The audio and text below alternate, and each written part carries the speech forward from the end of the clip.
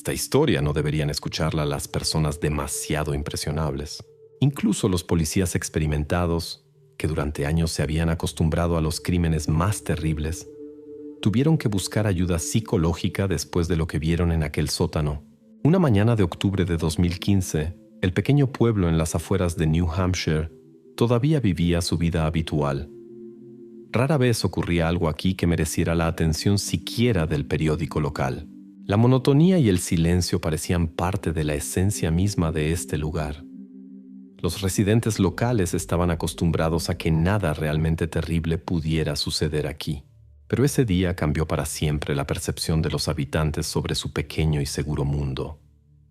La casa número 17 de la calle Chestnut era una construcción vieja y anodina que hacía tiempo que no llamaba la atención de nadie. Estaba casi al final de la calle, detrás de un jardín descuidado y una valla semiderruida, y parecía olvidada por todos desde hacía mucho tiempo. Los propietarios cambiaban casi anualmente. Algunos intentaban repararla, otros simplemente la alquilaban y se marchaban. Pero la esencia era la misma. La casa estaba vacía con más frecuencia de la que estaba habitada. El nuevo propietario, John Henderson, decidió dedicarse seriamente a restaurar la casa, soñando con establecerse aquí por fin durante mucho tiempo. Desde el principio comprendió que había mucho trabajo por hacer. La casa había estado abandonada durante casi 2 años. El sótano estaba lleno de muebles viejos, herramientas rotas y otros trastos innecesarios. Por eso, John decidió empezar precisamente por allí, por el sótano, que le provocaba una sensación particularmente desagradable. Hacia la noche, John bajó por la vieja y chirriante escalera. La tenue iluminación apenas permitía distinguir los objetos, pero entre el caos, notó un objeto extraño en un rincón. Era un barril de metal, cubierto por profundas capas de óxido, como si hubiera sido escondido deliberadamente detrás de otras cosas. Intentó moverlo, pero resultó ser pesado y casi imposible de levantar. Cuanto más miraba el barril, más fuerte sentía una ansiedad inexplicable. John no era de los que se asustan fácilmente, pero ahora sintió que no quería quedarse a solas con esa cosa. A la mañana siguiente, llamando a un amigo, decidió averiguar qué era ese extraño hallazgo. Entre los dos, sacaron el barril a la luz con dificultad e intentaron abrirlo. La tapa parecía soldada al metal, pero después de varios intentos, finalmente cedió. Fue en ese preciso momento cuando la vida de John se dividió en un antes y un después. Lo que vio dentro quedó grabado para siempre en su memoria. Sintió como le flaqueaban las piernas y el aire en el sótano se volvía pesado y viscoso. En una manta, que había perdido sus colores hacía mucho tiempo, se encontraban restos que habían permanecido allí durante largos años. La visión fue tan impactante que su amigo corrió instantáneamente escaleras arriba y, apenas conteniéndose, llamó a la policía. Los primeros coches de policía aparecieron junto a la casa apenas unos minutos después. John estaba sentado en los escalones de la casa, pálido y completamente perdido, respondiendo a las preguntas de los investigadores de forma monosilábica y confusa. Estaba seguro de que ahora su vida tranquila en esa ciudad definitivamente no existiría. Pero lo peor estaba aún por venir.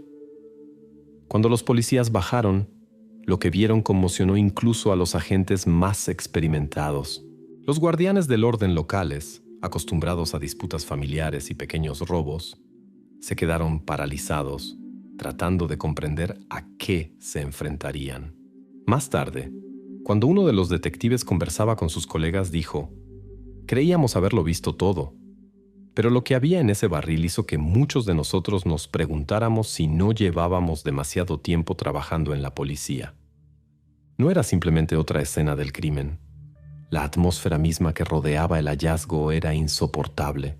Olía a humedad, a descomposición y a algo más, difícil de explicar, que hacía que las personas en el sótano experimentaran una sensación de pánico casi física. Uno de los jóvenes oficiales, después de la primera inspección, salió corriendo a la calle y tardó mucho en recuperarse. Otro pidió ser relevado inmediatamente del trabajo posterior en la escena del crimen. Fue este estado el que los periódicos locales describieron más tarde con una breve frase en alemán: Die Polizisten erlitten einen Nervenzusammenbruch bei dem Anblick. Los policías sufrieron un colapso nervioso al verlo. La investigación que comenzó ese día se enfrentó inmediatamente a un grave problema. Nadie en la ciudad sabía de la desaparición de una persona en el periodo en que ocurrió. Los policías revisaron los archivos de las últimas 2 décadas. Interrogaron a los residentes locales, pero en todas partes solo encontraron miradas de sorpresa y respuestas negativas. La gente empezó a susurrar entre sí. La ciudad se llenó de rumores, pero ninguno de ellos respondía a la pregunta principal: ¿quién era? Detalles importantes surgieron un poco más tarde. Los expertos indicaron una fecha aproximada.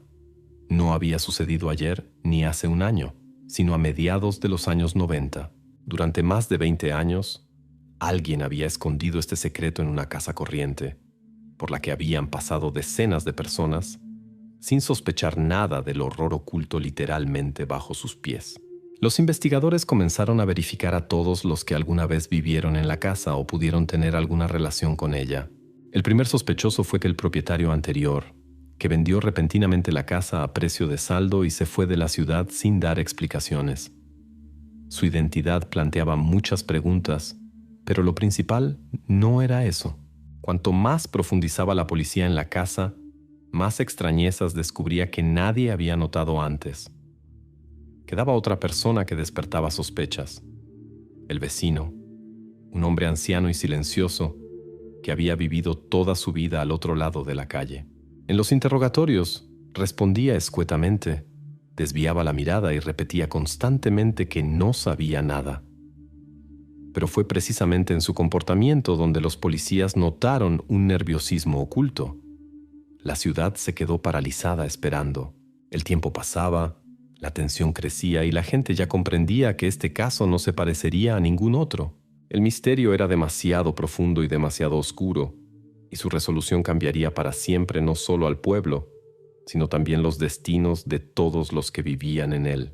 Pero lo principal era que este hallazgo era solo el comienzo de una larga y aterradora historia, que haría que muchos se preguntaran: ¿cuán bien conocemos realmente a quienes viven a nuestro lado? Las noticias sobre el hallazgo en la casa número 17 se extendieron como la pólvora. Ya por la tarde de ese mismo día, la calle Chestnut estaba llena de coches de reporteros y curiosos locales. Sin embargo, pronto se estableció un cordón alrededor de la casa, más allá del cual no se permitía el paso a nadie. Los policías estaban claramente nerviosos. En toda la historia de este lugar, nunca había habido crímenes de este tipo. Para un pueblo pequeño, que ni siquiera veía robos importantes con frecuencia, el descubrimiento de restos de este tipo fue una verdadera conmoción. El examen forense comenzó de inmediato, y las conclusiones preliminares de los criminalistas se dieron a conocer a la mañana siguiente. Resultó que había sucedido hacía unos 20 años, a mediados de los 90. Este detalle dejó definitivamente perplejos a los investigadores. ¿Cómo era posible que durante todos esos años nadie hubiera notado la desaparición de una persona de esa edad? No había denuncias de desaparición, ni fotos en los archivos policiales, ni siquiera rumores de que alguien hubiera dejado de aparecer en la escuela o en las calles del pueblo. Quien fue encontrado en la vieja casa parecía no haber existido nunca en este mundo, y esto desconcertaba incluso a los policías experimentados. En esta etapa de la investigación, los detectives decidieron estudiar detenidamente la historia de la casa misma. Fue construida a principios de la década de 1950. Perteneció a la misma familia durante unos 30 años y luego cambió de dueño varias veces. Los registros del archivo municipal mostraron que entre 1990 y 1996, la casa fue propiedad de un tal Patrick O'Connor, un hombre reservado y silencioso, del que los vecinos apenas podían recordar nada. Solo una anciana vecina, que vivía a 3 casas de distancia, comentó que el señor O'Connor supuestamente era extraño y rara vez salía de casa. Sin embargo, no pudo dar más detalles. Cuando la policía comenzó a buscar al propio O'Connor, se descubrió que se había mudado a otro estado hacía mucho tiempo. vendiendo la casa a finales de los 90. La vendió rápidamente y a un precio bastante bajo. Este hecho despertó sospechas en la investigación. Los detectives fueron en su busca con la esperanza de obtener alguna información. Pero cuando encontraron al antiguo propietario, ya un hombre anciano, parecía absolutamente sorprendido de verdad. O'Connor respondió de buen grado a las preguntas. Hablaba lenta, tranquila y seguramente. Explicó que vendió la casa barata porque necesitaba urgentemente dinero después de su divorcio y de la ciudad solo quería una cosa: abandonarla lo antes posible. Los detectives verificaron cada una de sus palabras. La coartada resultó ser irrefutable, confirmada documentalmente. Mientras tanto, los residentes locales recordaban cada vez más a otra persona. Un anciano llamado Benjamin Sullivan, el mismo vecino cuya casa estaba enfrente, al otro lado de la calle. Sullivan nunca socializaba con los vecinos, prefiriendo la tranquila soledad.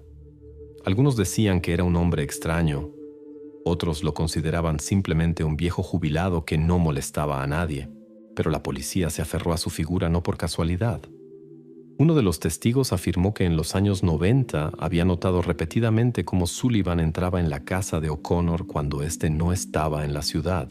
Los policías visitaron a Benjamin Sullivan y lo encontraron en un estado de extrema irritación.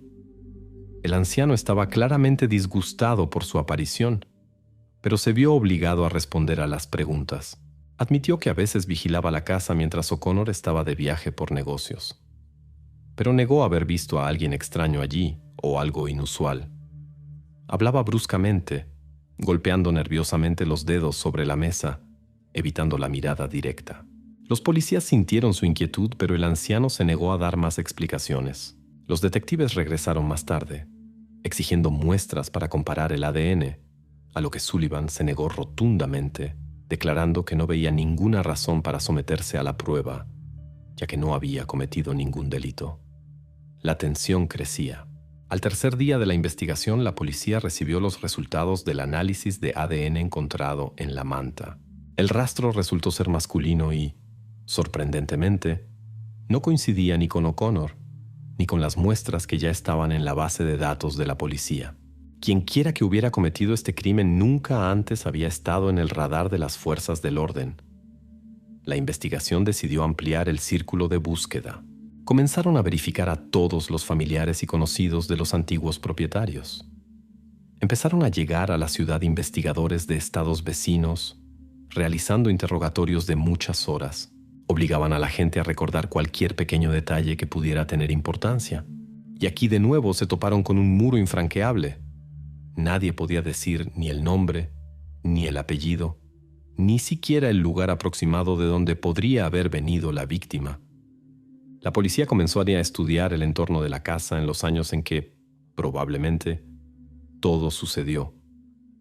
Revisaron archivos de llamadas telefónicas, verificaron las transacciones financieras de O'Connor y sus vecinos, pero todo parecía limpio y ordenado, sin la menor pista. Mientras tanto, la atmósfera en la ciudad se volvía cada vez más pesada. La gente ya no ocultaba su miedo y tensión, evitaba la comunicación, comenzaba a encerrarse en sus casas. Parecía que cada detalle del pasado podía ser la clave para desentrañar este aterrador misterio que había vivido tanto tiempo entre ellos sin ser notado por nadie. Finalmente, la policía obtuvo acceso a viejas fotografías de los vecinos y documentos de archivo. Entre las imágenes amarillentas, apareció inesperadamente un hombre al que nadie había notado antes. Un hombre alto, de pie junto a O'Connor. Nadie podía decir quién era. La policía decidió encontrarlo, pero pronto se descubrió que este hombre había muerto en un accidente de coche a finales de los 90. La ciudad, sumida en el miedo y la ansiedad, comenzaba gradualmente a darse cuenta de que se enfrentaban a una historia que no pertenecía a la categoría de crímenes simples. Era una historia donde incluso los policías sentían como el suelo se hundía bajo sus pies. Nadie entendía aún cuán profundo y oscuro era el abismo que se había abierto bajo la casa número 17. Pero ya era evidente, esto realmente no era para los débiles de corazón. A mediados de noviembre de 2015, el pequeño pueblo situado entre los densos bosques de New Hampshire ya estaba sumido en la angustiosa espera de respuestas que no llegaban. La gente dejó de compartir rumores incluso entre ellos, temiendo pronunciar en voz alta una vez más lo que más les asustaba. Un asesino había vivido junto a ellos todos esos años. Mientras tanto, los detectives buscaban cualquier pista en el pasado, revisando viejas fotografías, documentos olvidados y testimonios de personas que habían abandonado el lugar hacía mucho tiempo. La casa número 17 de la calle Chestnut seguía siendo el centro de atención de la policía, aunque los propios policías ya estaban cansados del interminable callejón sin salida en el que se encontraba el caso. El comisario de policía del condado admitió en una reunión a puerta cerrada que en 20 años de carrera nunca se había enfrentado a una investigación tan compleja. Declaró abiertamente a sus colegas: «Tenemos que estar preparados para que este caso quede sin resolver». Pero nadie quería admitir la derrota en voz alta. Entonces, los investigadores decidieron volver a los viejos archivos, con la esperanza de haber pasado por alto algún pequeño detalle al que antes no habían prestado atención. Y de hecho, inesperadamente para ellos, descubrieron una fotografía tomada aproximadamente a mediados de los años 90. En la imagen había 3 hombres: el antiguo propietario de la casa, Patrick O'Connor, su hermano Thomas O'Connor y un desconocido que hasta entonces no había entrado en el campo de visión de la policía. El hombre era alto, con una expresión hosca y estaba un poco detrás de los demás, como si no quisiera salir en la foto. Comenzó la verificación de esta fotografía. Patrick O'Connor confirmó que a su lado estaba su hermano menor Thomas, que había muerto en un accidente de coche en 1998, pero no pudo o no quiso recordar el nombre del tercer hombre. Los detectives sintieron su confusión. Sin embargo, Patrick insistió en que apenas conocía a ese hombre, rechazando en silencio todos los intentos de la investigación por obtener más información de él. Entonces, la policía acudió a un detective senior retirado que había trabajado en la ciudad en los años 90. El viejo detective miró la foto durante mucho tiempo. Luego recordó a regañadientes el nombre del tercer hombre. Era Gregory Miller, un hombre que había llegado a la ciudad a principios de los 90 desde el estado de Vermont. Miller trabajaba como peón en la construcción. Cambiaba frecuentemente de lugar de residencia. Rara vez se quedaba en un lugar más de unos pocos meses. Después de 1997, nadie lo había visto en la ciudad. Ahora la policía se centró en la búsqueda de Gregory Miller. Los investigadores supusieron que podría ser este hombre quien hubiera dejado el ADN en la manta. Enviaron solicitudes a varios estados vecinos. Revisaron bases de datos. Hablaron con decenas de personas. Finalmente, encontraron a Miller en un pequeño pueblo de Massachusetts, donde trabajaba como mecánico en un taller de coches. Cuando los detectives se reunieron con él, Miller parecía desconcertado y sinceramente sorprendido. Confirmó de inmediato que efectivamente había vivido en la ciudad, en la calle Chestnut, y que había visitado a los hermanos O'Connor varias veces, pero negó su implicación en algo grave. Miller contó que los hermanos discutían constantemente y que la relación entre ellos era muy tensa. Recordó cómo una vez encontró a Thomas O'Connor en un estado de fuerte embriaguez alcohólica, amenazando a su hermano. Pero luego se calló rápidamente y declaró que no quería decir nada más sin un abogado. Los detectives obtuvieron una muestra de su ADN y regresaron a New Hampshire. Mientras tanto, los habitantes de la ciudad mencionaban cada vez más el nombre de Thomas O'Connor. Cuanto más se le recordaba, más historias sombrías y desagradables salían a la luz. Resultó que Thomas era una persona agresiva y conflictiva. A menudo abusaba del alcohol y tenía varios arrestos por delitos menores en otros estados. Pero todos estos detalles habían sido ocultados a los residentes locales por su familia, que intentaba mantener una apariencia de bienestar. Patrick O'Connor fue llamado de nuevo a la policía. Esta vez, el interrogatorio fue duro y prolongado. Los policías insistieron en que finalmente revelara los detalles del conflicto con su hermano. Patrick guardó silencio durante mucho tiempo, pero luego finalmente contó que Thomas efectivamente había ido a su casa varias veces en un estado de gran agitación, exigiendo dinero y acusándolo de arruinar su vida. La última vez que vio a su hermano fue poco antes de su muerte, pero no sabía nada sobre crímenes terribles cometidos por Thomas. Unos días después, llegaron los resultados del análisis de ADN de Gregory Miller. El resultado fue negativo. Miller estaba limpio y ahora la investigación volvía de nuevo al punto de partida. En el pueblo reinaba de nuevo una tensión sorda. Los residentes locales, cansados de la incertidumbre, comenzaron a evitarse mutuamente. Incluso aquellos que antes no creían en ningún rumor, ahora cerraban las puertas con doble cerradura, poniéndose nerviosos con cada sonido casual fuera de la ventana. La atmósfera de miedo se apoderó incluso de los más seguros y serenos.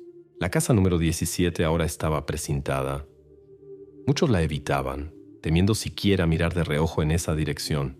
Los más viejos del lugar susurraban sobre detalles que antes parecían sin importancia. Ruidos extraños por la noche, luces que parpadeaban en las ventanas, figuras de personas que aparecían y desaparecían cerca de la casa. Pero la policía ya entendía claramente que todos esos pequeños detalles no llevarían a nada concreto. La investigación estaba estancada, con cada nueva verificación, con cada nuevo testigo interrogado, convenciéndose de que detrás de todas las pruebas había algo más grande, esquivo, mucho más aterrador que un simple crimen. Parecía que la casa de la calle Chestnut guardaba un secreto que quizás nunca se podría desentrañar. Era esto lo que hacía que incluso los policías experimentados sintieran pesadez y fatalidad al ver las carpetas con informes interminables y fotografías en las que había una vida ajena, y ahora solo quedaba un enigma sombrío y sin resolver. El tiempo pasaba, y el pequeño pueblo en las afueras de New Hampshire se sumergía cada vez más en las oscuras aguas de una espera ansiosa. Los residentes, hartos ya de la interminable investigación, evitaban mirarse a los ojos, como si cada uno de ellos pudiera estar implicado en los sucesos de 20 años atrás. Sin embargo, a pesar de los esfuerzos de la policía, el caso seguía sin resolverse y parecía chocar contra un muro invisible. En ese momento, los investigadores comenzaron a estudiar más de cerca el entorno inmediato de la casa número 17. Una de las figuras clave volvió a ser el vecino de enfrente, Benjamin Sullivan. Sullivan, un hombre anciano que había vivido toda su vida en esa casa, cambió repentinamente su comportamiento. Cuando la policía intentó hablar con él de nuevo, por primera vez se mostró agresivo, impidiendo que los detectives entraran. Tal comportamiento sorprendió a la policía. Antes había sido reservado y frío, pero ahora expresaba abiertamente hostilidad. Sullivan declaró que estaba cansado de las preguntas y que no diría nada sin un abogado.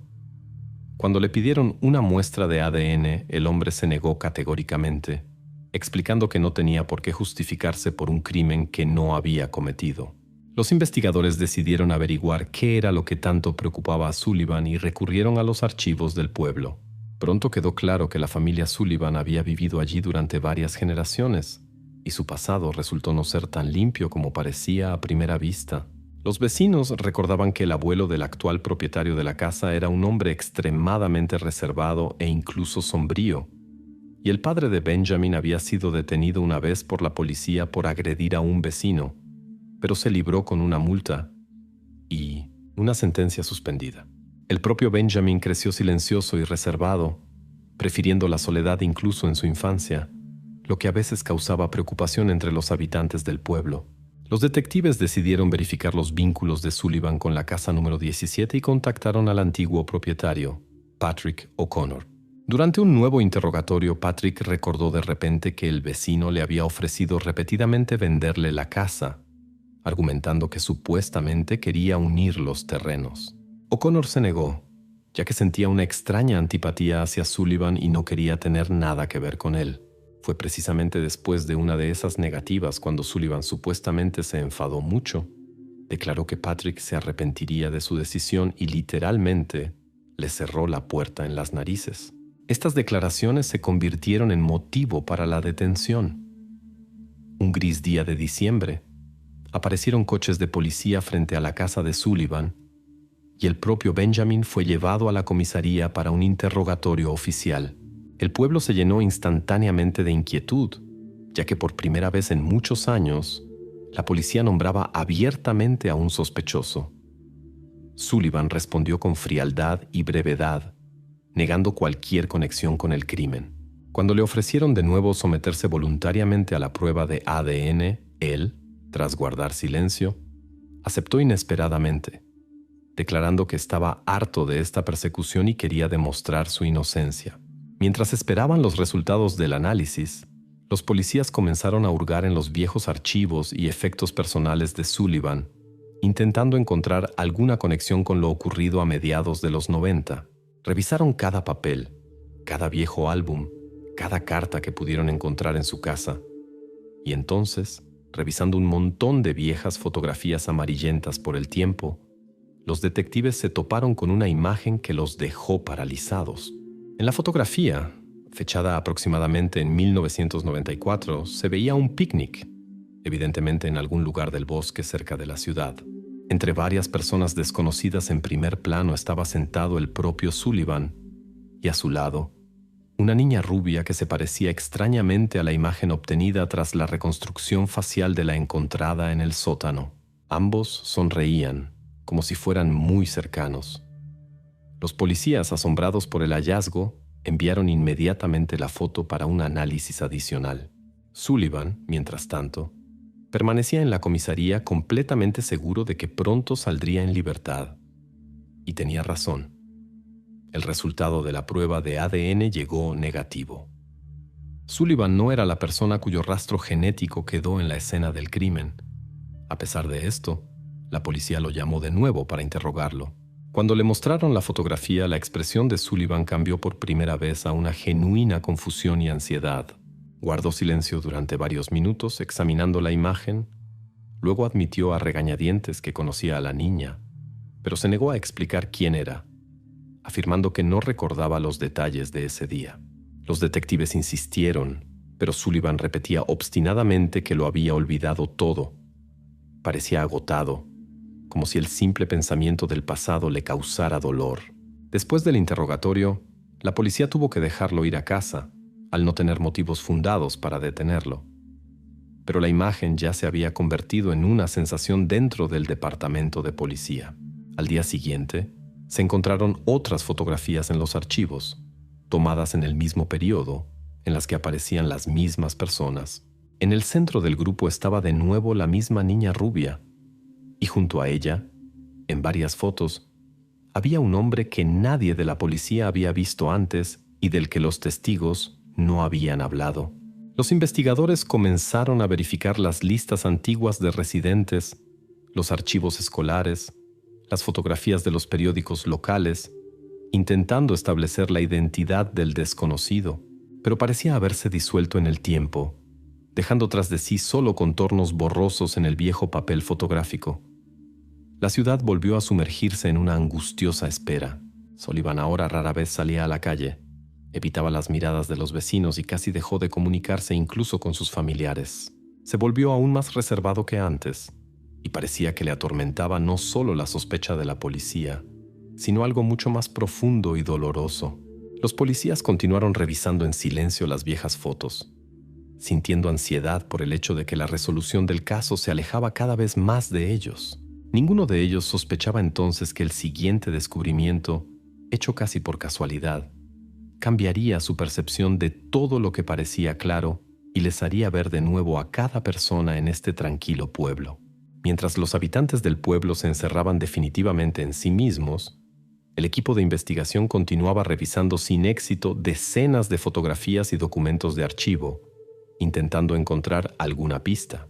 Finalmente, en una de las viejas cajas con documentos se descubrió una carta que resultó ser la clave para una nueva pista.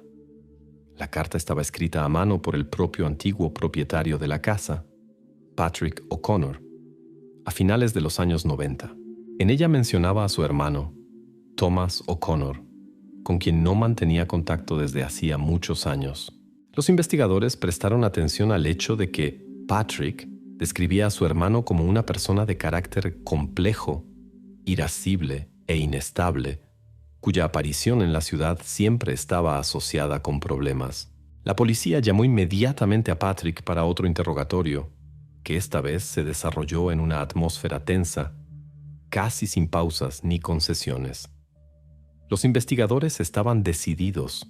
Patrick parecía cansado e irritado, pero esta vez no intentó evadir y contó mucho más que antes.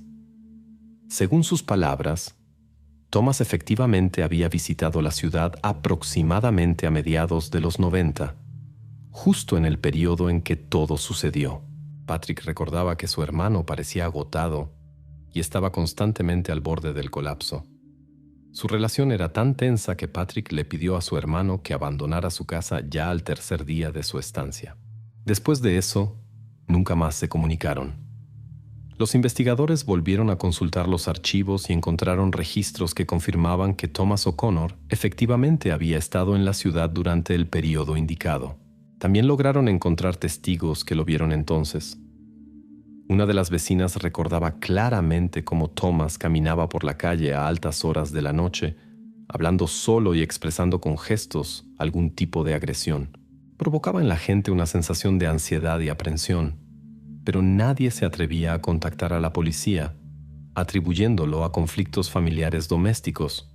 Ese mismo día, los detectives encontraron varias fotografías antiguas más de Thomas.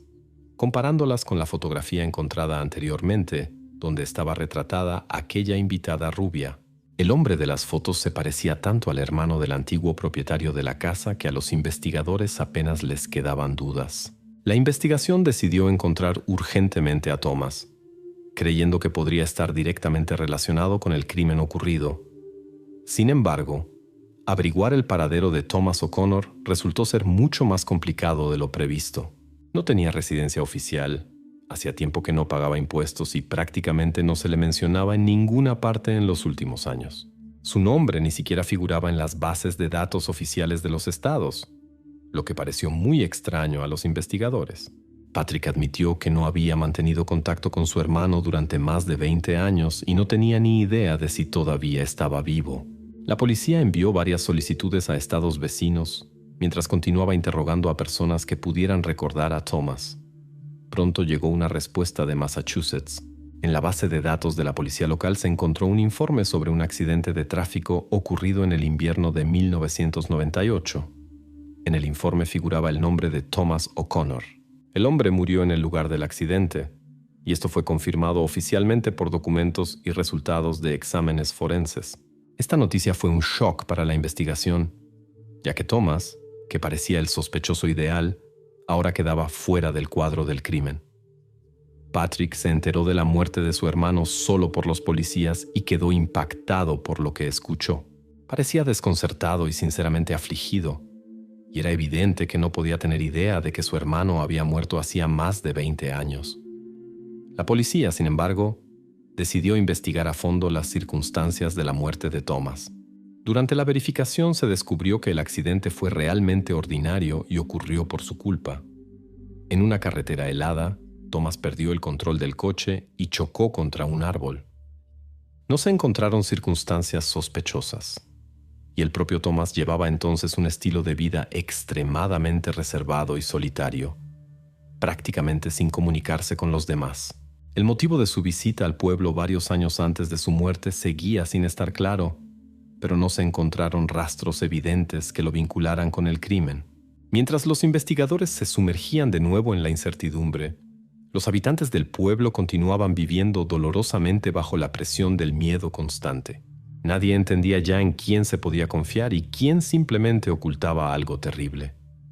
Cada nuevo descubrimiento, cada nuevo nombre, una y otra vez, causaba ansiedad, sin dar un minuto de paz a la gente acostumbrada a una vida tranquila.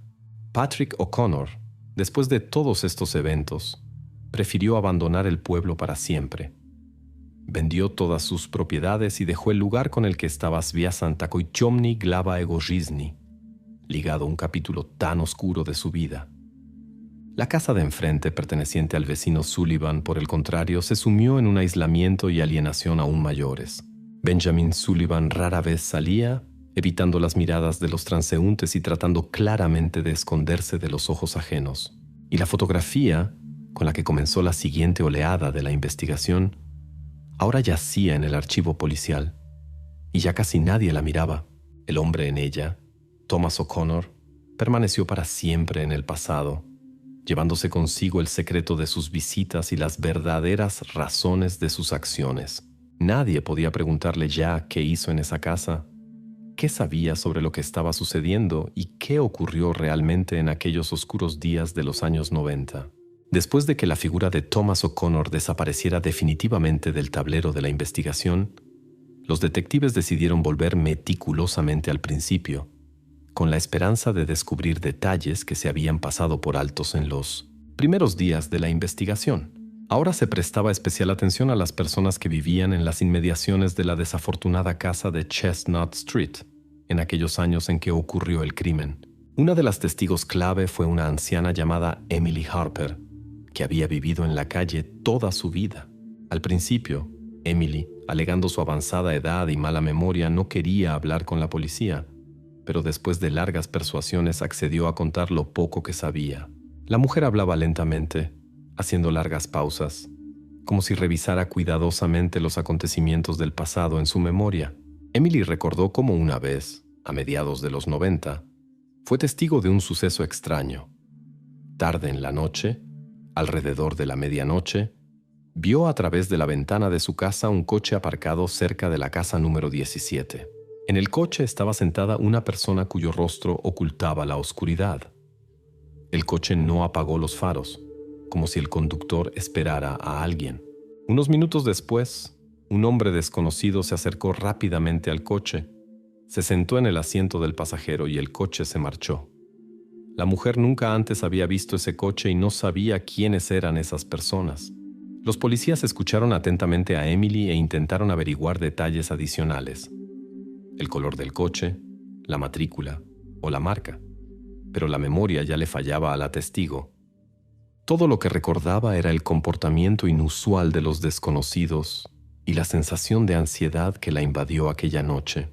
Mientras tanto, los especialistas técnicos de la policía decidieron volver a examinar detalladamente el propio barril y la estancia donde lo encontraron. La atención de los criminalistas se centró en unas marcas apenas visibles en el suelo del sótano, parecidas a arañazos por el desplazamiento de un objeto pesado. Tras realizar un examen adicional, los especialistas concluyeron: el barril con el hallazgo pudo haber sido trasladado al sótano algún tiempo después de cometerse el crimen. Esta versión provocó un verdadero vuelco en la mente de los detectives, abriendo nuevas variantes del desarrollo de los acontecimientos. Ahora surgió la versión de que el crimen pudo haber ocurrido en un lugar completamente diferente, y los restos fueron colocados en el sótano más tarde. De nuevo comenzaron intensos interrogatorios a los residentes, esta vez ya con énfasis en el periodo posterior a los años 2000. Los investigadores verificaron a todos los que residieron en la casa después de Patrick O'Connor. Entre los inquilinos había una persona cuyo comportamiento atrajo inmediatamente la atención de la policía. Era Robert Harris, que alquiló la casa entre 2004 y 2006. Abandonó rápidamente la ciudad, alegando un cambio de trabajo, y nunca más regresó. Cuando la policía encontró a Robert Harris en un estado vecino, al principio accedió de buen grado a hablar. Sin embargo, al enterarse del tema de la conversación, se cerró bruscamente y se negó casi por completo a hacer más comentarios. Pronto se supo que Harris tenía antecedentes por violencia doméstica, pero no se le habían imputado delitos graves. No obstante, la policía insistió en verificar una muestra de su ADN, que él, tras largas persuasiones, proporcionó. El resultado fue negativo. Pero el principal resultado de esta etapa de la investigación fue que los detectives se convencieron definitivamente de que el crimen y el traslado de los restos pudieron haber sido cometidos en momentos diferentes por personas distintas. Quizás alguno de los inquilinos, al descubrir el rastro ajeno del pasado, simplemente se deshizo del hallazgo no deseado, colocándolo en un rincón alejado del sótano, sin querer involucrarse con la policía. Esta hipótesis explicaba por qué durante tanto tiempo nadie notó ni dijo nada. La gente simplemente no quería verse envuelta en problemas ajenos, y menos aún en un caso criminal. Pero por otro lado, hacía que todo lo ocurrido fuera aún más sombrío y aterrador. Resultaba que en el crimen podían estar implicadas directa o indirectamente varias personas a la vez. En un intento por entender algo, los investigadores llamaron de nuevo a Benjamin Sullivan, el anciano vecino, para un nuevo interrogatorio. Ahora parecía cansado, casi habiendo perdido por completo el deseo de resistirse. Sullivan confirmó que había visto varias veces a Robert Harris y a otros inquilinos, pero nunca había hablado personalmente con ninguno de ellos. También confesó que a principios de los 2000 había visto a personas desconocidas para él que trasladaban algo a la casa. A la pregunta de por qué no informó de esto a la policía antes, Sullivan respondió secamente: «No era mi casa ni mis problemas». Ahora, muchos años después, su respuesta sonaba no solo fría, sino también espantosamente indiferente. Después de esta conversación, la policía decidió que Sullivan realmente no ocultaba nada y muy probablemente no estaba implicado en lo ocurrido. Sin embargo, los detectives no podían deshacerse de la sensación de que sabía más de lo que decía y simplemente estaba cansado de resistirse al pasado. Finalmente, en el archivo de la biblioteca municipal, encontrado casualmente al revisar material periodístico, los investigadores se toparon con un artículo de 1995. En él se informaba de un incidente menor. Un hombre desconocido fue visto cerca de la casa número 17 en Chestnut Street, tras lo cual desapareció rápidamente. El artículo no contenía detalles, salvo que el hombre pareció sospechoso a los residentes locales. No había fotografía adjunta al artículo, pero la mención de este hombre volvió a despertar pensamientos inquietantes en las mentes de los policías. Intentando comprender qué podía conectar a todas estas personas y eventos, los detectives revisaron una vez más las viejas fotografías, cartas y documentos. Pero las respuestas se escapaban, dejando solo una sensación de desesperanza e impotencia. Pronto, los habitantes del pueblo se enteraron de que la casa número 17 estaba de nuevo en venta, ya por una suma simbólica. Nadie de los locales ni siquiera pensó en adquirirla, como si ya comprendieran que el sombrío secreto estaba ligado para siempre a ese lugar. La casa se fue deteriorando gradualmente, convirtiéndose en un símbolo de que el crimen ocurrido allí había dividido para siempre la vida del pueblo en un antes y un después. Mientras tanto, la investigación se centraba cada vez más en la familia del antiguo propietario de la casa, Patrick O'Connor. Tras largas y penosas negociaciones con parientes lejanos de la familia, se descubrió un detalle importante que hasta entonces había permanecido oculto.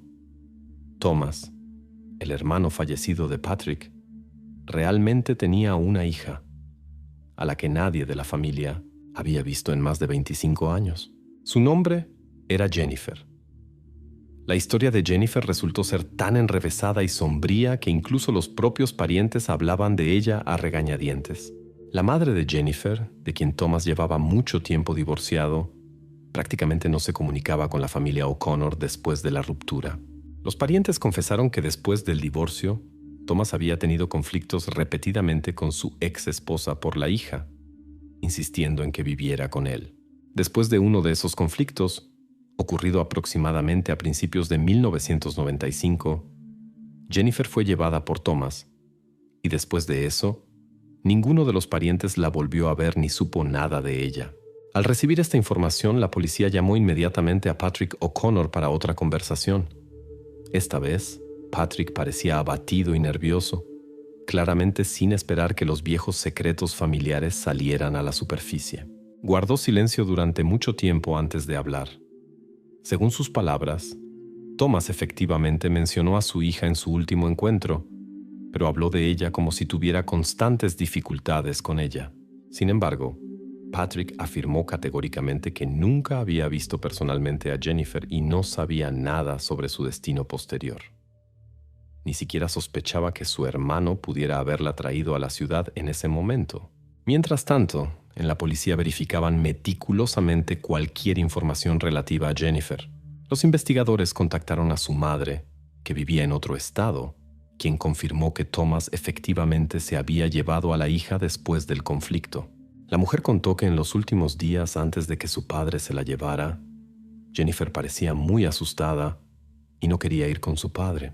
Después de la desaparición, intentó encontrarla a través de la policía, pero Thomas cambiaba constantemente de lugar de residencia y la policía de diferentes estados le negaba ayuda, considerándolo un conflicto familiar interno. El análisis de ADN, mientras tanto, confirmó los peores temores de los investigadores. Los restos encontrados en la casa número 17 pertenecían efectivamente a Jennifer. Ahora la policía se enfrentaba a una terrible realidad. La pariente de Patrick, la hija de Thomas, a quien durante muchos años se consideró simplemente desaparecida, había estado allí todo ese tiempo y nadie sospechaba nada. Cuando esta información le fue comunicada a Patrick, parecía absolutamente destrozado. El hombre claramente no entendía cómo algo así pudo ocurrir literalmente bajo sus pies. Insistió en que Thomas nunca mencionó haber llevado a Jennifer a la casa de Chestnut Street. Sin embargo, la policía dudaba de sus palabras. Estaba claro que Patrick intentaba distanciarse al máximo del terrible crimen que ocurrió justo en su casa. Los parientes, al enterarse de la verdad, también quedaron conmocionados e inmediatamente comenzaron a hacer sus propias suposiciones. Muchos de ellos consideraban a Thomas capaz de cometer tal crimen, especialmente teniendo en cuenta su carácter difícil y su tendencia a la agresión. En su opinión, la causa de la tragedia podría haber sido que no pudo hacer frente a la crianza de su hija y decidió resolver los problemas surgidos de esa manera. Esta versión se discutió activamente entre los parientes, convencidos de que fue Thomas el culpable de la tragedia. Sin embargo, a pesar de un cuadro tan claro, a los criminalistas les esperaba otro giro, que hizo dudar a los investigadores de la veracidad de esta teoría. Los resultados de un nuevo análisis del ADN encontrado en la manta mostraron que el material genético no pertenecía en absoluto a Thomas O'Connor. Es más, este rastro genético apuntaba claramente a un pariente de la familia y además a una persona que estaba viva y había vivido todo este tiempo cerca del lugar del crimen. Esta noticia conmocionó no solo a la policía, sino también a los propios miembros de la familia. Ahora las sospechas se trasladaron a alguien que antes ni siquiera había llamado la atención de la policía. Los investigadores comprendieron que el criminal había estado todo este tiempo muy cerca, seguro de su absoluta impunidad, y ahora la tarea era solo una: determinar exactamente quién de los miembros de la familia pudo haber ocultado un secreto tan terrible durante tantos años. La siguiente verificación afectó a todos los parientes que vivían en la ciudad y en los alrededores. Entre ellos estaba el primo hermano de Thomas y Patrick, William O'Connor, un hombre que siempre había sido considerado un miembro ejemplar de la sociedad. Trabajaba como contable, vivía tranquila y modestamente. Participaba regularmente en la vida pública de la ciudad y nunca había levantado sospechas. Por eso, cuando la policía lo citó para interrogarlo y le exigió una muestra de ADN, quedó asombrado e incluso ofendido por tal planteamiento. William proporcionó la muestra de ADN sin resistencia, afirmando con seguridad que no tenía nada que ocultar y que la policía solo estaba perdiendo el tiempo. Mientras los criminalistas esperaban los resultados, los investigadores comenzaron a verificar cuidadosamente el pasado de William. Se descubrió que, a pesar de su reputación impecable, tuvo pequeños problemas con la ley en su juventud, en particular por acoso a mujeres, pero entonces logró evitar un castigo grave. Los parientes contaron que William siempre había sido demasiado reservado y trataba de mantenerse alejado de los eventos familiares, prefiriendo su soledad. Estos detalles alertaron a la investigación. Y entonces, unos días después, llegaron los resultados del análisis de ADN. El resultado fue inequívoco. El rastro pertenecía precisamente a William O'Connor. Cuando los investigadores le comunicaron esta noticia, William perdió por primera vez la calma y comenzó a ponerse notablemente nervioso. Guardó silencio durante varios minutos y luego declaró que necesitaba un abogado. La policía finalmente comprendió que estaba a punto de resolver uno de los crímenes más terribles de la historia del pueblo, y ahora solo quedaba hacer que William contara la verdad sobre cómo y por qué cometió lo que conmocionó a toda la ciudad. Después de tantos años, Tras recibir los irrefutables resultados del ADN, William O'Connor se encontraba en la celda de detención preventiva, esperando el interrogatorio. Todos los que lo conocían personalmente no podían creer que este hombre tranquilo y modesto estuviera implicado en un crimen tan cruel. Sin embargo, los hechos hablaban por sí solos. Su rastro genético no dejaba dudas a la policía sobre su implicación en los sucesos que habían conmocionado a toda la ciudad. El interrogatorio duró varias horas. Inicialmente, William se negó categóricamente a admitir su culpabilidad y siquiera a hablar sobre el tema. Pero los investigadores le presentaron no solo los resultados del ADN, sino también detalles que demostraban convincentemente su implicación. Finalmente, después de una larga presión y repetidos llamamientos a decir la verdad, finalmente se rindió. Cuando William comenzó a hablar, un silencio opresivo se apoderó de la sala de interrogatorios. Hablaba lenta y suavemente, a veces haciendo pausas, como si intentara comprender cómo había llegado a pronunciar en voz alta esa terrible verdad por primera vez. Resultó que a mediados de los 90, Thomas, el padre de Jennifer, efectivamente había visitado a su hermano Patrick en la ciudad. Con él estaba su hija, a quien Thomas no podía dejar en casa debido al conflicto con su madre. Al llegar a la ciudad, Thomas se quedó con Patrick, pero su relación se deterioró rápidamente.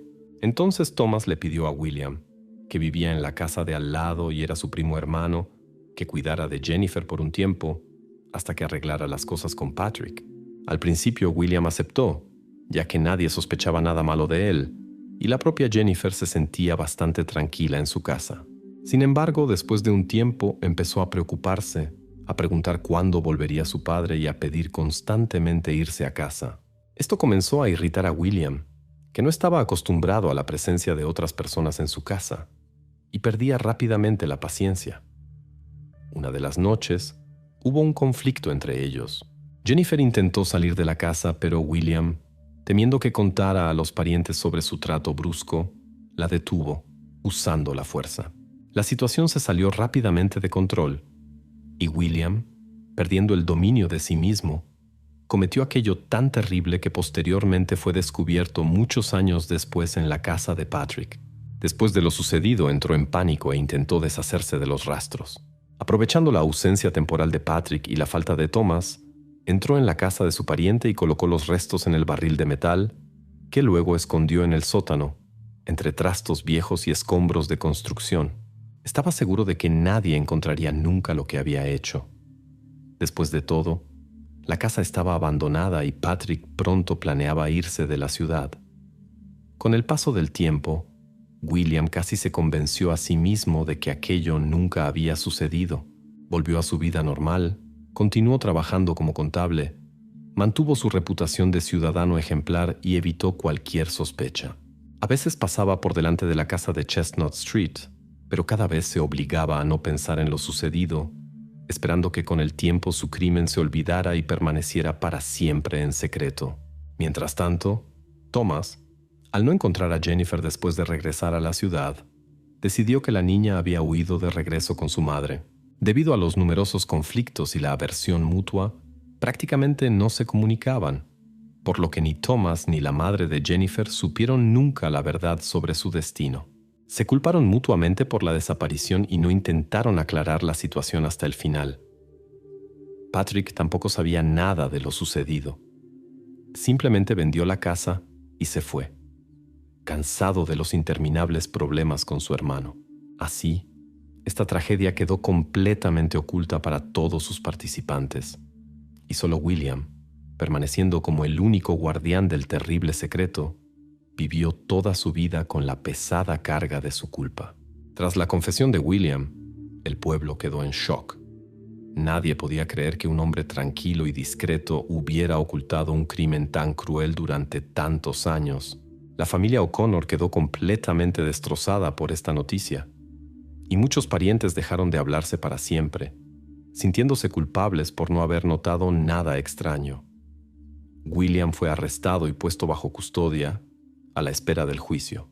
Sus abogados insistieron en un examen psiquiátrico, afirmando que actuó en estado de afecto, sin ser plenamente consciente de sus acciones. Pero la mayoría de los habitantes del pueblo no quisieron creer en esta versión. Exigieron el castigo más severo, considerando que la justicia debía prevalecer en toda su extensión, a pesar de los años transcurridos. Pronto, William O'Connor fue declarado plenamente imputable. El proceso judicial fue rápido y la sentencia fue severa. Para muchos esto fue un alivio. La ciudad finalmente podía poner punto final al caso que había atormentado a cada uno de sus habitantes durante más de 20 años. La casa de Chestnut Street quedó abandonada y nadie la quiso. Los residentes locales la evitaban, creyendo que el mal que una vez se instaló allí nunca abandonaría ese lugar. Gradualmente, el edificio se fue deteriorando, sumiéndose en el abandono y el olvido. Pero lo principal que ahora sabían todos los habitantes del pueblo era que la verdad, tarde o temprano, siempre sale a la luz, incluso la más terrible, incluso aquella que intentan ocultar tras los muros de un viejo sótano, entre barriles oxidados y objetos olvidados.